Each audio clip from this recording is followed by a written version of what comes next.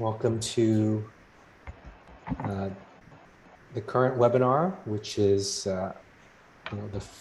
how to create a website for your small business. We are recording this webinar, and it will be distributed to everyone who registered. We are also going to send you the slides, the full deck, to this webinar, as well as a survey.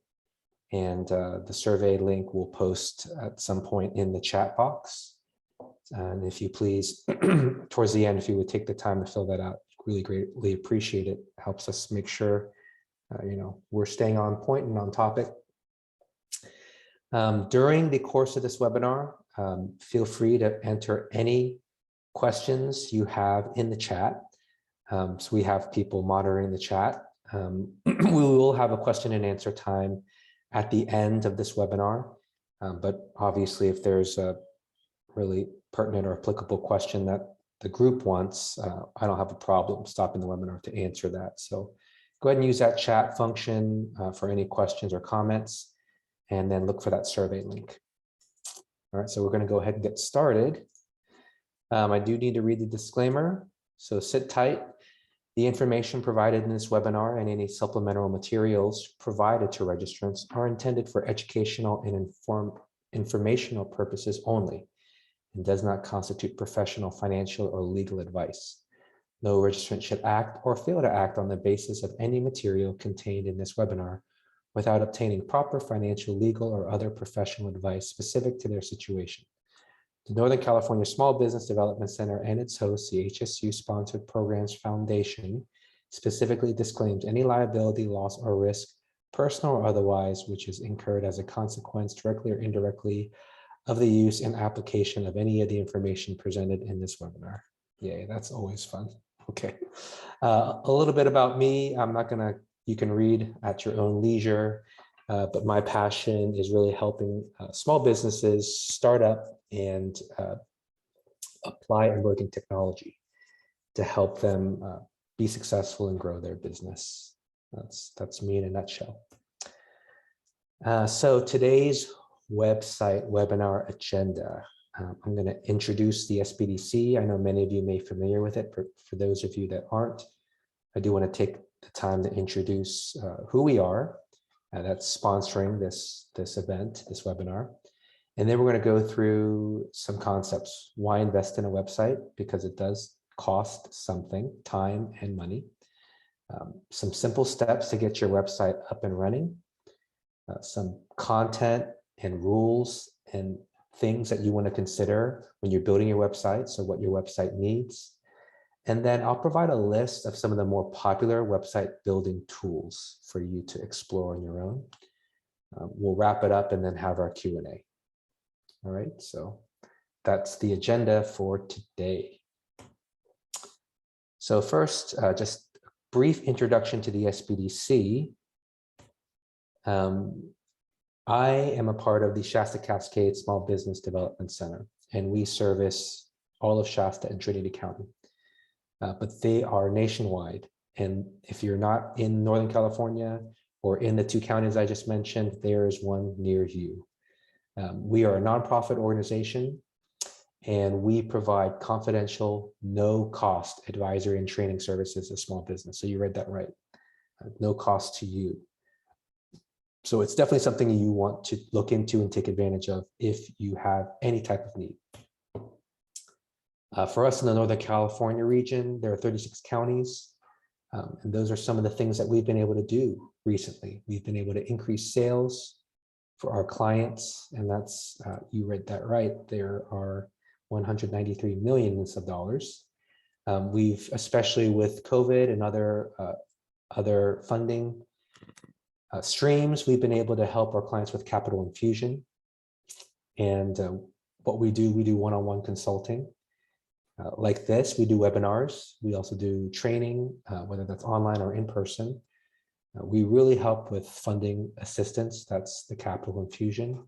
And we are in partnership with the SBA. So that's kind of the nutshell about who we are as the SBDC. So let's actually jump into the content for this webinar. I think that's kind of the number one question that I get is why invest in a website? Because guess what? I can have my store linked to social media, and social media is a popular medium these days, but we want to talk about why you would want to go the extra step and do an actual website. So these are the bullet points. The website is a great way to showcase your business. When you're dealing with social media or other platforms like that, you're kind of constrained to their look and feel. You're constrained to their interface. When you build your own website, you have the ability to determine everything, not only just the brand through graphics and font, but how you navigate and the layout. And that is really what you want to do to showcase your brand and who you are. You're able to really show off your products and services, your knowledge and thought leadership, but mostly your brand, your personality, and how you're uniquely different. And that's what really comes through with the website, not just your graphics, but the layout, how you navigate, and the content that's specific to the website. So that's why it's really important, because especially if you're in a crowded market or an industry with a lot of competitors, what differentiates you from your competitor is your brand. It's your website that reflects that brand. And that's why it's really important to do that. Secondly, a website builds credibility. And that's probably one of the key reasons why you want to invest in a website. Now, this is a study that was done, and 80% of consumers say a business with a website is more credible. And I would have to agree. I don't know how many of you would agree with that statement, but when I am researching a company, I look for their website. Everyone has a social media page. That's easy. But I look for the ones with a website. More than just a social presence, I want to see and get to know them through their website. So it builds credibility. And the other amazing thing is a website connects with your customer base 24/7. So even if you have a storefront, you usually have business hours, but a website is there all the time as long as the internet is up, and so you're able to shop or read or research or understand your product and services at any time. It allows small businesses to compete with larger brands, and that's a real key. Sometimes as a small business, we're like, what's my reach? Is it just a local community? No, with a website, you can have the same reach as a larger brand. You can show up in local searches to local customers, but you can show up in much larger searches and increase your customer base through the use of SEO, search engine optimization, and paid promotions. You can have a reach as big and as wide as you want it to be, and you can appear at the top of search results. So it really gives you the ability to compete with competitors who are much larger than you, because a link is a link. And, that's what now differentiates you between yourself, your small business, and a larger brand. And it's simple and affordable. You don't have to have an incredibly complex website. You can have just your bare necessities and not invest that much into something complicated. And sometimes the cleaner, the simpler, the better. So it's simple to do. Nowadays, existing tools that we'll cover, as you saw on the agenda, make website creation and maintenance super, super easy. They package all the tools up in one, and it's much more graphical. So you're able to drag and drop images exactly where you want them. You edit the text right in the tool. You're able to preview and then publish. And so it makes it super simple, even for non-technical people. And like I said, nowadays, they include everything that you would need in one. So reserving the domain name, hosting it, and publishing it. Most of these tools have all those tools wrapped up in one. So you don't have to worry about going to 3 different vendors to do 3 different things. Most of them provide it all in one. So that's the key. Oops, lost my way here.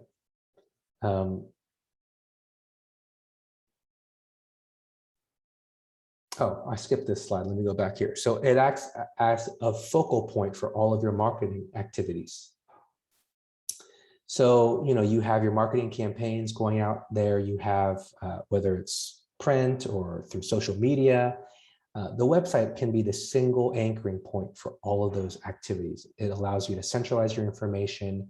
It's kind of the record for your website, and you can direct all of your activities, all of your marketing campaigns back to your website. And finally, the most important thing, it promotes your products and services. So think of it as your digital brochure. You don't have to constantly reprint.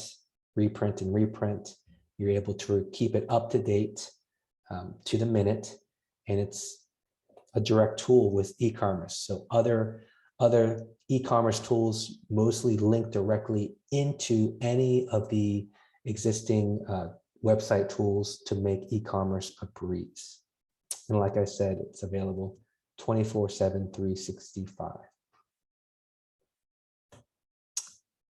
So let's talk about some steps to quickly create a website. I know this isn't hands-on, but this is the next best thing where I can kind of lead you and guide you through what we can do to get your website up and running. So number one, you need to get your brand identity finalized. Before you venture into the digital space, you want to know who you are. What is your brand? And that's much more than just a logo, right? Although that's important. That's much more even than images, font in your media kit. That's really who you are and what's your personality, because the website should reflect that. The website should be kind of that digital face-to-face with who you are as a brand and as a company. So you want to get your brand identity. That includes your logo and your media kit. And I would recommend authentic photos. You want photos of your product. You want photos of your team, who you are, your company. So you want that kind of brand identity. You need that completed. There's, in my opinion, it's bad when you have a website and you go there and it's just text. There's no look and feel. There's no personality, because then it's like, well, what differentiates you from your competitors? So you want to have your brand identity finalized. Step two, you want to decide on your website's primary purpose. What are people doing when they come to your website? What do you want them to do? You trying to drive them to a physical location, a physical store? Are you trying to create leads for sales, like collect information to follow up on a sale? Are you trying to share and show that you're a thought leader in your industry or in your space? Like, what's the primary purpose? Because that is what will dictate how you do the layout and the customer experience for your store. So decide on the website's primary purpose. Step three, you need to get your domain name reserved. And there are a lot of easy ways to do that. Again, you could do it through the tool that you build the website, but there are a lot of other links. And if you just search domain name, you'll quickly see that there are a lot of vendors out there. But you need to reserve your domain names. Someone might already have your idea, especially if you have a generic name. Typically, you want to keep it simple and on brand. A lot of us like to use our company name as our domain name. Unfortunately, there are only so many words in the known universe. So someone might have reserved your domain name already. And so you're able to see what's available before you even purchase it. You're able to put in potential domain names. And a lot of tools actually give you, if that domain name is reserved, let's say I want to do kids for toys or kids for tots, and that's reserved. Sometimes these tools will spit out the next best thing. So they'll go through some sort of smart AI and they'll recommend alternatives. But that's very, very important. You need to be able to reserve your domain name. And that's, for those of you that don't know, that's what you actually click in your browser to get to your website. So you want to keep it brand related. You want to keep it simple so it can be remembered. And then step four, like we talked about, you need to choose your hosting provider and website editor. So like I've been saying many times, one single company does it all. And again, I'll provide you that list. But you need to have someone that's going to host your website, and then you need to have a way to create the content. So those are your 4 simple steps. Not simple. I know getting your brand identity is difficult, but get that finalized, decide what your website's purpose is, get your domain name reserved, choose your hosting provider and website editor. And then after you have all that done, it's a simply matter of creating the content and publishing. Now, if you have a product list, that's easy, right? You just kind of begin to load your products on your website. You can use an e-commerce tool. If you're service-based, you just list the services available.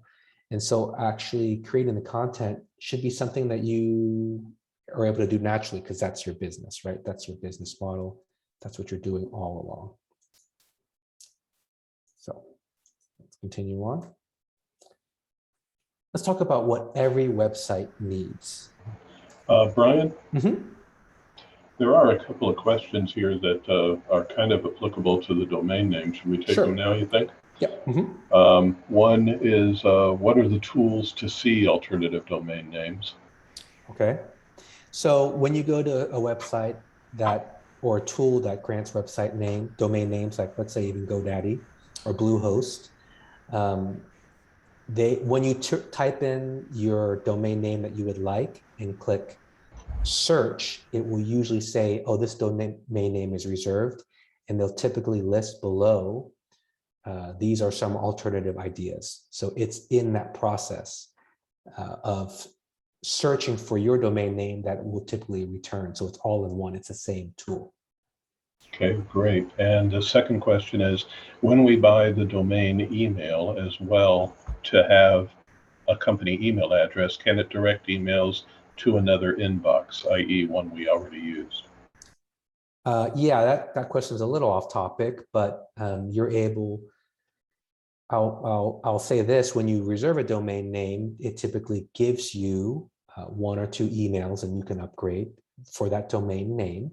And then you can use tools, whether you like Gmail or Yahoo or Outlook or whatever you're using as your email, through whether POP3 or SMTP, you can receive those domain specific emails into your preferred email interface. So yes, you can do that. Perfect, that's it, thanks. Okay, hope that answered that question. And if I don't answer your question, just write in the chat, you didn't answer my question. And I'm fine with that. All right, so what every website needs. I can't emphasize this enough. Clean and simple. If you look at some of the big brands, everyone is returning to something clean and simple. So we were in a period maybe several years ago, 5 years ago, where overcrowded real estate was hip, was vogue. Now you see big brands migrating back to very, very clean and very simple. And what that means is a lot of white space. It means there's not a lot going on the page. They found that when there's content overload, the user gets distracted and they don't know what to do. When you give them too many options, they get lost. And like I said before, what you want is you want your users, you want your visitors to go on a journey because you want to accomplish something. You want to drive them toward a product. You want to drive them toward a contact page. You want to drive them toward content. So keeping it clean and simple allows you to take away the options so they navigate on the path you want them to go on. So don't be afraid of white space. Make sure the content is readable. Some of your brands may have font that is unreadable, and that's okay. The logo can have your brand font, but the text on the website needs to be readable, and Verdana or something simple and clean like that is what most people recommend. Overcrowded pages tend to be skipped because there's so much going on and you don't know how to find what you want to find. Can't emphasize that enough. 2, simple and clear navigation. This kind of goes with point number 1. You want them to be able to find what they want to find. So keeping your sitemap flat and easy to read. Your navigation simple and easy to read.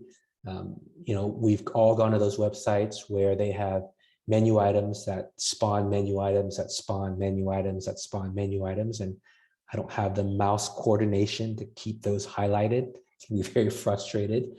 So keep your navigation clean and simple. And so that's easy to find what they are looking for or what you want them to find. And this is not just what I think is a good idea. This is done off of research, and this is, again, what big brands are migrating towards. So if your website is like that, don't fret. I think it's just a matter of beginning to transition to this clean and simple look and feel and navigation.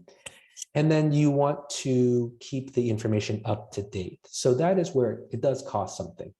Yes, it costs money to have it hosted and keep your domain name reserved, but it also costs the time and energy to keep the content up to date. There's nothing worse than going to a website with out-of-date information.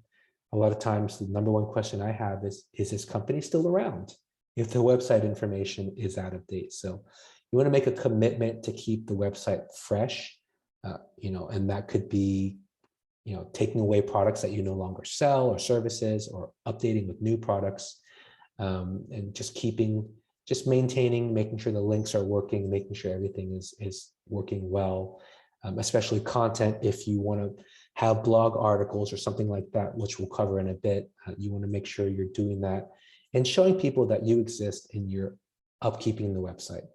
That's what promotes user confidence in you as a brand and a company.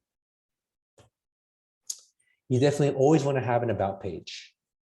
That's one of the first things I look for personally when I'm researching a company, because that's who you are. A lot of companies like to have company history. They like to tell that story. And I love that because, when I am looking to do business with a company, it usually comes down to doing business with people. And so I want to know, what's the personality of this company, the personality of the people behind this company. So that about page is very important. What's your identity? Why would I want to do business with you? What differentiates you from your competition? What's your personality like? What's your journey been? And you'd be amazed how, if you track statistics on your website, you'd be amazed how many people go to that about page, because especially if you're in a crowded industry, everyone's selling the same product. Well, why would they want to come and do business with you?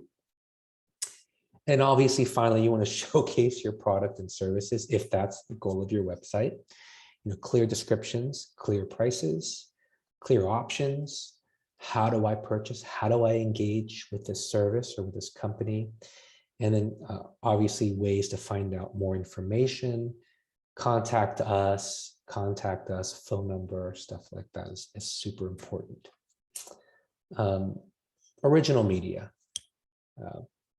No clip art, no stuff that is, sometimes stock images work, but you really want your website to be the expression of who you are. So sometimes maybe we can't find that image and stock images work, but as much as you can, use genuine, authentic images that show you, your team, your business, your product. You want to create that emotional connection, and you want to have that authentic view into your company. And then testimonials. Don't be afraid to post how amazing you are. A lot of people look to reviews. And so if you're not in a environment where you can list reviews, or that's hard to find, use your website to promote those reviews. Ask for customer feedback, and when it's good, post it on the website. Have testimonials about how amazing you are. And obviously, you want to link to your social media profiles as well. And that's an easy one.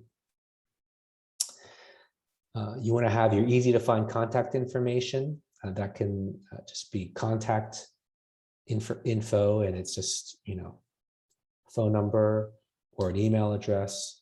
Or you can have, a lot of websites have that contact information in the website where they can enter their information.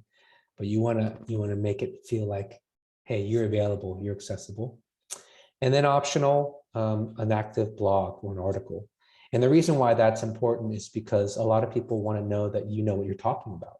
So what we begin to see is this progression of companies wanting to become thought leaders. Because products are products and everyone can sell product. But do you know what that product can do.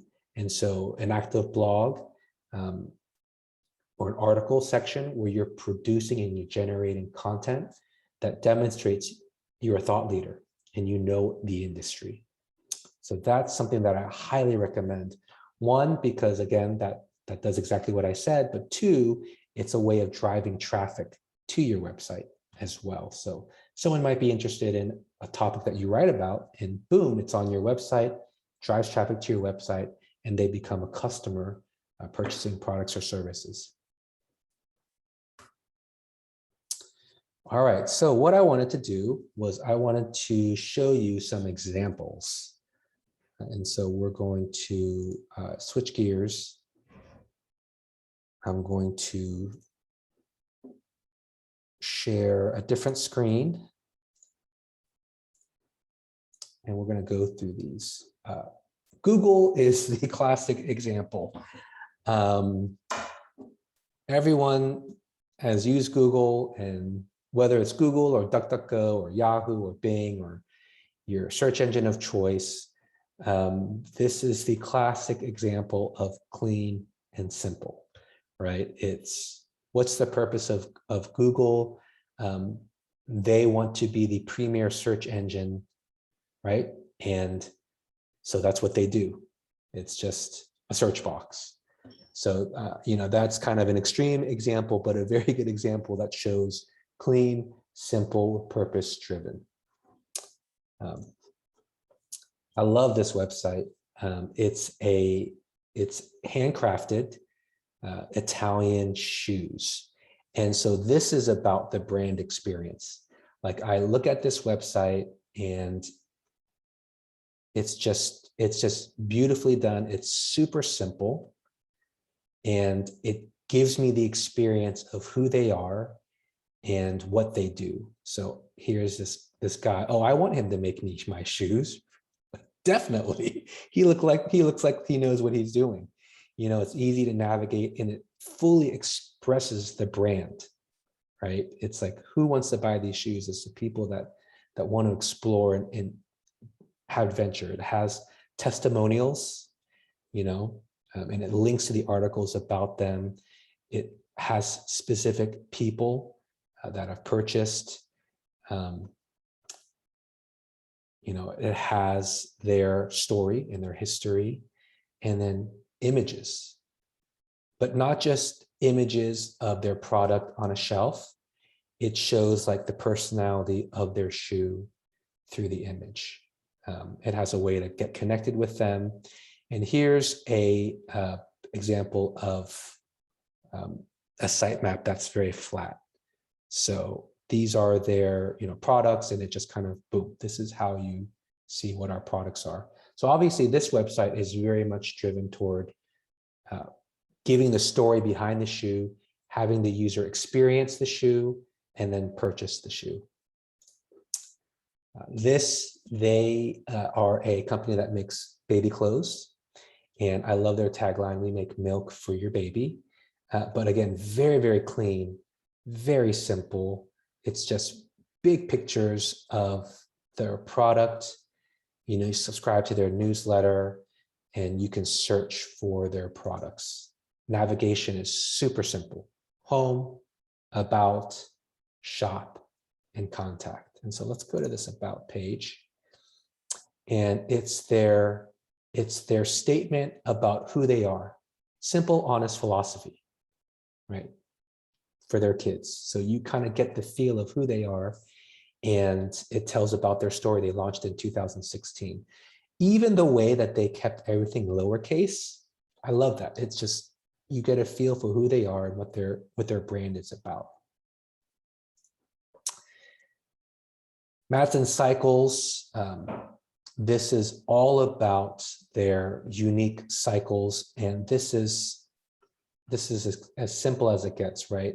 I'm coming to this website because I'm interested in buying a bike, and boom, it lets me see all the colors, all the options, although it's kind of, you might not distinctly see off of first glance, but it lists all the options and all the colors, and that's it. the whole reason behind the website. Go outside, make memories, write in style, comfort, and ease. And so it's again, so simple, so clean. It's not deep navigation. Everything is on this page and you just kind of scroll through the journey. And then testimonials. Testimonials where it's sold and a way to get connected. One of my favorite things is coffee. I love this. Right off the bat, I see that image of coffee being poured and I'm like, I need to go have my coffee. And so this is, again, super simple, a lot of white space. And this is actually some friends of mine who are here local in the city that I'm in. And this just shows you don't have to have a high budget. They took these pictures, you know, with the equipment that they had. Very, you know, this is iPhone, Android quality. And they're able to just kind of say, who are they focused on? All these images were taken by them. And so it just goes to show you don't need a complicated website, you know, and it's very flat. I'm scrolling through, very clean, and obviously a way to follow them on social media and a way for them to be connected, to subscribe. I love their about. It's like, I want to know who you are, and I want to get a feel for how your journey came about, you know, where it all began. And so that's a great example of an about us. So I hope this really helps kind of give a flavor of kind of what I mean by clean, simple, flat, you know, home, services, about, freebies, and blog. And again, a blog is a way that you demonstrate, you know what you're talking about. You can show a thought leader, and those blogs will come up in searches, and then they drive traffic to your website. It's not just your social media pages. It can actually be content that you're putting out there that's driving people to your website. All right, let's go back to the presentation.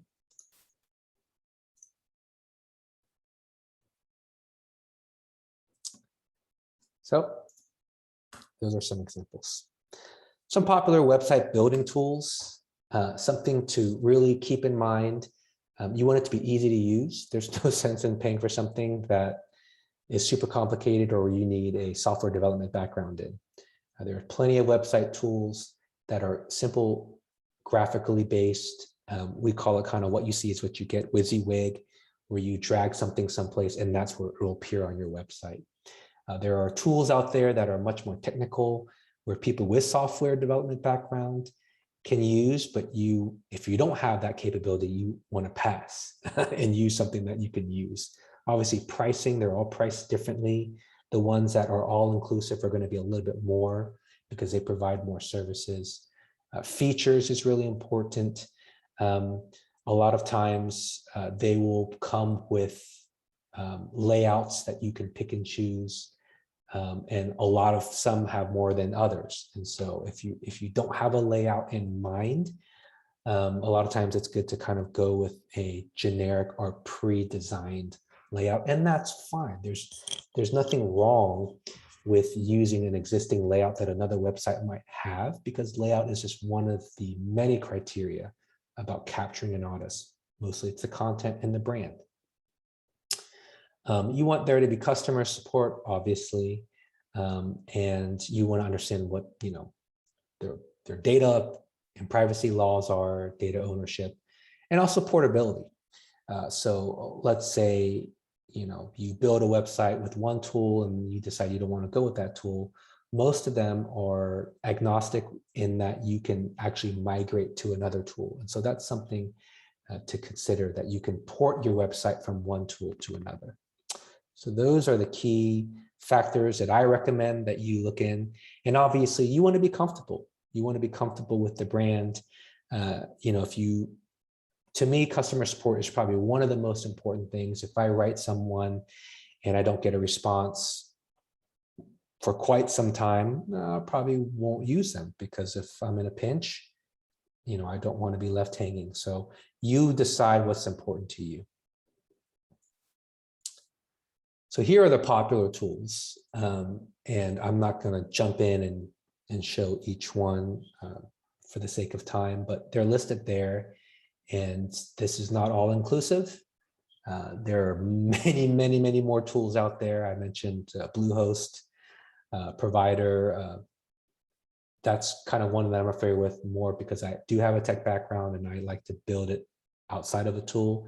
That just lets me upload it to that. But there, if you searched for website building tool or build a website, you'll get many, many, many results. But these are a good starting point. I'm sure you've all seen WordPress. There's a WordPress.org and there's a WordPress.com. I'm sure you've all seen advertisements for Wix. They've gone on a huge marketing campaign over the past several years to grow their business. And I'm sure you've heard about HubSpot, Shopify. That's one of the top e-commerce websites. And so you build your website around your product, and it has all the tools where you can link in Square or Stripe, and then you can get up and running very quickly to sell your product. So that's a great starting point. Take a look at that and take your time, because usually these are they can be month to month, but usually the biggest cost savings is when you sign up for a year. So you want to kind of do a little bit of research before you commit, pay for a year, and then end up changing before your subscription is done. So I'm going to wrap it up. I want to leave time for some Q&A. But in conclusion, I'm sorry if some of you have clip art and you love clip art. I apologize, but clip art is not a good way to express your brand because they're stock images. So you don't want to just kind of throw some clip art, some spinning icons, and hope for the best. The website can be an incredibly powerful tool for your business to drive traffic and brand awareness, and obviously to make sales 24/7. So think of it as that. It's your brand identity. You want someone to navigate to your website, and you want them to feel like they know you, they got you.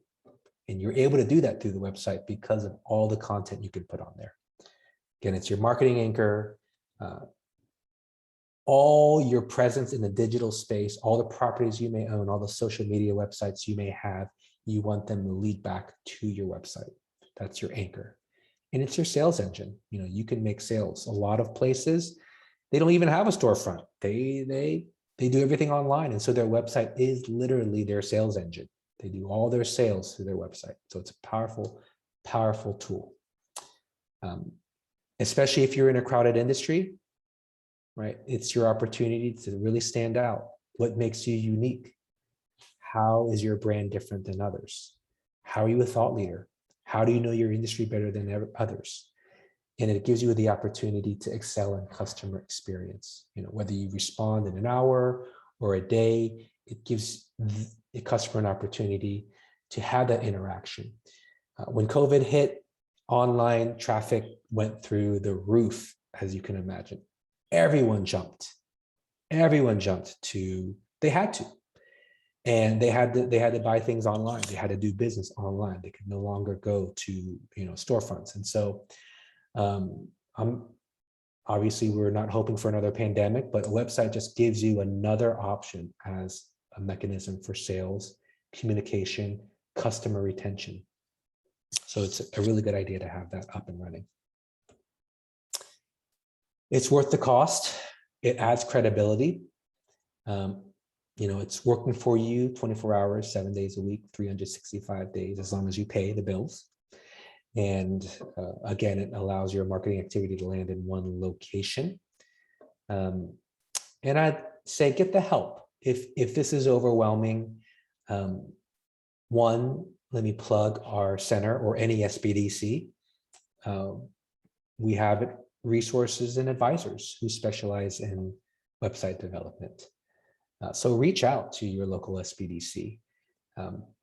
there are also plenty of businesses. If you were to go to your Chamber of Commerce or directory, or just looking up businesses near you, I guarantee you there's companies that specialize in helping you build your website. Usually they're rolled into marketing, website, brand, all in one, but there are businesses that focus on website design and building those services. So if it's something that you have the capacity and the resources, it's sometimes a good idea to have someone launch or get your website up and running and launched. And then you can take over the maintenance and the upkeep. But it can be daunting, especially if you've never done one before. All I'm trying to say is it's worth the investment. It's worth putting in the time and energy or hiring someone to help you build that website. Now we will move into questions. Okay, we have quite a few here, Brian. You ready? Okay, yep. Okay, we have one that came in early on. Which should we do first, or which one should take priority when just starting out? This person's in the coaching space. Should he or she try to get clients or start a website? Can you speak to that? Oh, well, I would say, I know you don't want to hear this, but obviously you want to be doing both. But I would say website is, because obviously, depending on how long your website takes to build, you don't want to not be looking for customers. But I'd say do not delay in getting your website up and running, because that acts as a marketing tool for you. That acts as a way to get people in your sales funnel. And that is a way to follow up with potential customers. I do know a lot of coaches and life coaches or business consultants and a website. It's usually not something that someone decides off of one conversation. A lot of times when you're making a purchase, unless you know exactly what you want, and depending on the product, you're not going to make a decision after a minute, right? Especially coaching. It's a relationship. And so a website allows them to follow up, to get to know you, to understand what your style is, what your philosophy is, and what your product pricing plan is. So I really recommend that you do both. You don't want to delay in getting the website up. One, because that's a way to capture potential customers. And that's a way to really move people along your sales journey and allow people to get to know you. So especially for coaches, because it's very relational, it becomes a really important tool for people to do that research on you and to get questions answered they might have about you, your philosophy, and your process without taking up all of your time. They can do that on their own. So I hope that answers your question. Thanks. Next one. Oops, my thing just slid down here. Okay, here we go. Would it be more complex to construct a website if you were to allow visitors to download files such as documents, videos, photos, or other than reading through the information? And also, they'll do that, and then we'll go to the second part. No, it doesn't make it more complicated. I'm not sure if that exactly is your, technically it's not complicated to have attachments. And sometimes that's a really good idea if you have a very big, large attachments, or has content that you don't want to give up your website space to.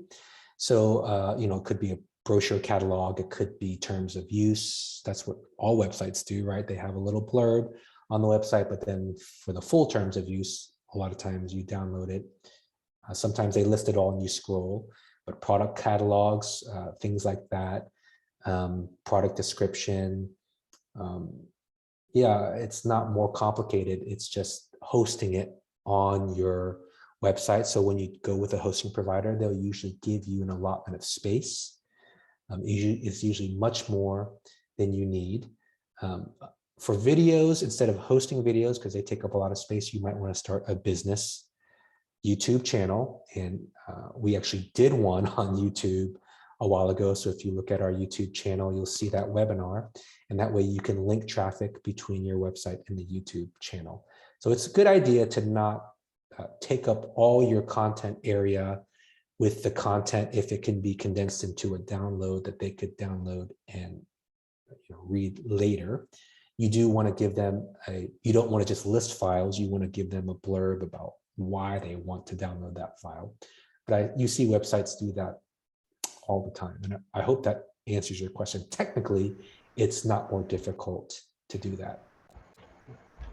Thank you. Okay. How do you collect visitor feedback without posting the same on the website? Without posting the visitor feedback on the website, how do you collect it? Oh, you can just, I mean, I think it's just your outlook in relationship with the customer. So a lot of businesses, whether you email them as a follow-up and thank you, you solicit feedback, or you can have that comment section be like, if you need to get in contact with us, fill this out and we'd love to hear about your feedback. So when someone emails you or fills out that contact, it doesn't get posted to the website. You receive that and you choose what you post. So let's say you get feedback and you have a glowing review, you would just have a section of your website where you can literally put that in there. So it's not something that happens automatically. It's not like Google reviews where someone just goes in and puts it, and there it is. When it's on your website, you control exactly what you display. Great. Then there's a couple of things about how wonderful you are. And then we have, how would you recommend showing the human element when you don't want to be a personal brand and offer services? I work for a small production marketing design company. Well, let me wax a little philosophically here. I mean, that's your take on what your brand is and what your company is. So, I mean, it's just my personal opinion, and this is not the opinion of the SBDC, or this is not wrong or right. This is Bryan Rheem speaking. Behind every business is a person. That's just the way I see it. And so, there's still a personality. So let me answer it this way. There's still a company corporate personality, right? And so you don't have to have your face on there, but you can still express the personality. So remember that milk website, everything was in lowercase, and it kind of gave you this playful, childlike feel. That's personality. So there's ways to express brand, whether it's through color, whether it's through graphics, whether it's through the graphics you choose to display. Like the Italian shoe, like what's the personality that you got? It's very warm, earthy, outdoorsy. And how do they do that? All the pictures are outdoors. It's some guy, leaning on a rustic vintage car overlooking the ocean. So there's a way for you to communicate corporate personality without having it be your personality. And a lot of that is how your copy is. How do you write? Even the tense that you write it in, first person, third person, but also mostly it's the brand. What images, what colors, how are you communicating your product and your ideas? So, for your specific company, it would be really deciding, what personality corporately are we trying to express, and how can we best communicate that while being on brand and showcasing our products and services. Can you please give your thoughts about buying a WordPress theme and how much it would cost to have someone to integrate it on a site? So I love WordPress themes. I don't have anything against pre-developed themes, because those websites, whether it's WordPress or Wix or what have you, they invest a lot of money in in determining which themes are successful, right? So there's nothing wrong with going with that, because they want their customers to be successful, to remain with them. So they're investing time and money to find the themes that will make their customers successful. It's this beautiful, virtuous circle where everyone wins. I'm not going to give you prices, but if you go online or go to Upwork or go to any of these websites, and you just look at website customization, you will not have any issue finding developers who want to customize WordPress for you. And the price ranges. I mean, I've seen it super cheap, and I've seen it super expensive. What I would recommend when you deal with those contractors is to have it firm fixed price, meaning don't pay by the hour, because then the price can drag out and drag out and drag out. Determine how much you're willing to pay for a specific deliverable. And that's called firm fixed price. So you might say, hey, I want you to take this theme and build me a website, and I want it to have these 4 content areas. And you agree on what success looks like, and you agree on the price. So whether it takes them 1 hour or 3 months, you'd also agree on the timetable, but you understand what I'm saying. It's the same price. So that's what I recommend. Okay. How can I connect, but I don't want to be the face of the brand? So again, you don't have to put your email, and you don't have to put your contact information. You would put your business's social media pages, email. And so I recommend every business having an info at or contact at your domain name. And that's what the domain name gives you. Instead of toysfortot@gmail.com, it's contact@toysfortot.com. There's a lot of credibility that comes with something as simple as that. And so you use the contact information for the company as your contact vehicle. Even when you're on a business page on a social platform like Facebook, you can interface with people as the business instead of your personal. And so if you don't want to have your personal information, or you don't want to be interacting as yourself, that's how you get around that. And every website has that layer where it's the contacting the actual business. There's nothing wrong with a personal face. In fact, I like that. Personally, I like that face-to-face interaction with a human being. But if that's not your MO, that's not your brand philosophy, then you just put the customer contact as the primary point of contact. Okay. Here's a toughie probably, but a good one. For some countries other than the US, some site contents are restricted. Also, some reviews posted to the sites may be censored. For example, not so good opinions about hotel, flight, or travel services. Would there be some way to find out formats more suitable to local regulations or customs? I mean, obviously, there's always information that is deemed inappropriate, no matter what website, what geographic location or jurisdiction you're on. So that would be up to you to make sure you're in compliance with your local jurisdiction and regulations. I think there's some universal things that just are inappropriate for a website. And so, but again, the website is you decide what content goes on there. So you're responsible and accountable for the content you put on there. I can't really speak to local jurisdiction, restriction, and censorship. There's nothing you can really do about that if you're under the authority of that local jurisdiction.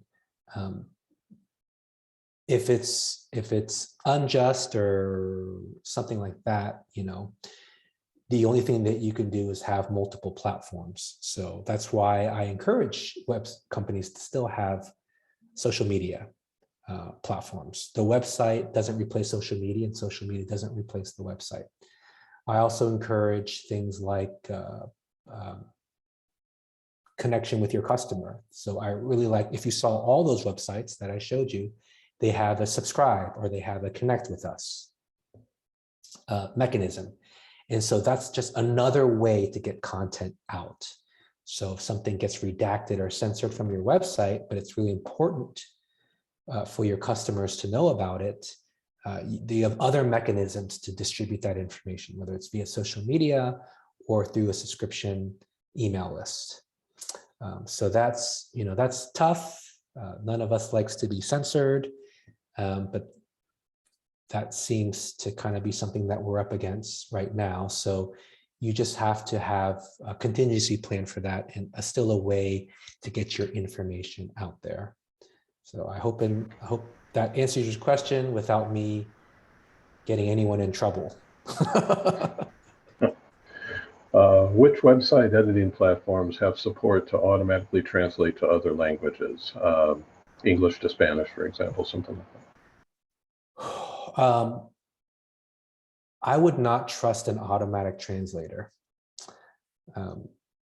Case in point, I was working with a client and we were doing just that. And we were doing Google Translate. He wasn't a fluent Spanish speaker. He was fluent, but what we learned was a word that we were using that translated well, did not translate well in other, I forgot what we discovered, like there are other communities or other dialects or other slang terms, and it ended up being poop, and so while those are powerful, I highly recommend, if you're going to do translation, because there's so many nuances of translation. It's not just a stand-up translating. There's cultural, there is mostly cultural and inferred colloquial terms that might be negative. And so I highly recommend getting someone that's an actual fluent translator.